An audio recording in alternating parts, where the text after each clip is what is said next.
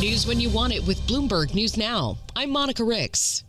The Northeast and New England are set to get slammed by snow today as a massive winter storm continues to sweep the country this weekend. Bloomberg meteorologist Craig Allen is tracking it. The Northeast is really getting smacked now by this winter storm, and it will last through the day. The snow now encompasses the whole 95 corridor from D.C. to New York City to Boston and for hundreds of miles all around.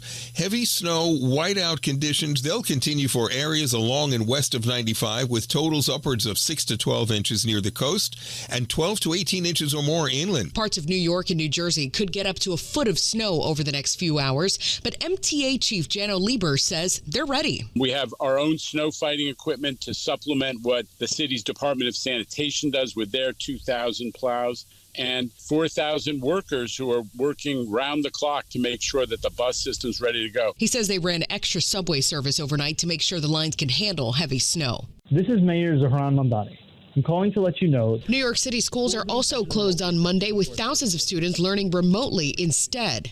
Meantime, a power emergency has been declared in states like Texas, where a sudden surge in demand has caused an electricity shortage. Hundreds of thousands of people don't have power right now in several states across the South.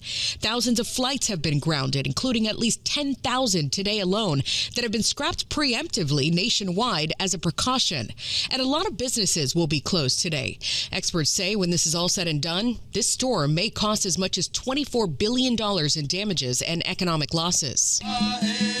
People braved freezing temperatures last night for more protests and vigils in Minneapolis following a second fatal shooting there by federal agents. And now Senate Democrats are fighting back. ICE is making us not more safe, they're making us less safe, and they need to get out of our state. That's Democratic Minnesota Senator Amy Klobuchar on ABC's This Week. She urged her Republican colleagues to speak out and, like many Democrats, block ICE funding this week in Washington. Here's Bloomberg's Ed Kalegi. Senate Democratic leader Chuck Schumer vowed to block a massive funding package next week unless Republicans agree to strip funding for the Department of Homeland Security, dramatically increasing the risk for a partial U.S. government shutdown. Schumer's announcement came on the same day that a Border Patrol agent shot and killed an American intensive care unit nurse in Minnesota during protests over the immigration crackdown in that state. Democratic opposition to the funding package potentially affects not just Homeland Security, but also the Departments of Defense, Labor, Education, State, Treasury, and Health and Human Services.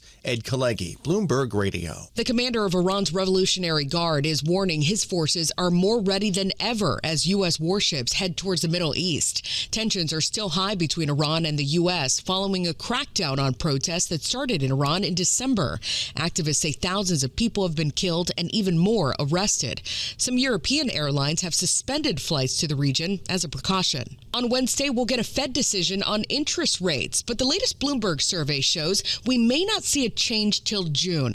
Bloomberg's Michael McKee has a preview. It's going to be an interesting meeting because they're not going to do anything. Right now, there's just a 3.5% chance, according to futures, that they do any kind of rate move. There's no dot plot. There's no economic forecast. Everybody will be looking to Jay Powell for guidance on the future. But what's the first question going to be? Is it going to be about guidance for the future, or is it going to be about his feud with Donald Trump? So there's a lot to watch there, and it will be a very interesting Wednesday afternoon. Analysts still predict at least 2 rate cuts this year. The Trump administration plans to invest $1.6 billion into USA Rare Earth. The Financial Times reports the government will receive a 10% stake in the mining company and sign a separate billion-dollar private financial deal on Monday as part of the CHIPS and Science Act. And President Trump's federal housing director, Bill Pulte, quietly granted government-backed lenders the authority this weekend to nearly double a $200 billion bond purchase that Trump ordered to try to lower mortgage rates. The move aims to address national housing affordability that Trump blames on the Biden administration and essentially reverses nearly 2 decades of bipartisan consensus that limits should be imposed after the government bailed out Fannie Mae and Freddie Mac after the financial crisis of 2008 that led to their conservatorship. And that's news when you want it with Bloomberg News Now. I'm Monica Rix, and this is Bloomberg.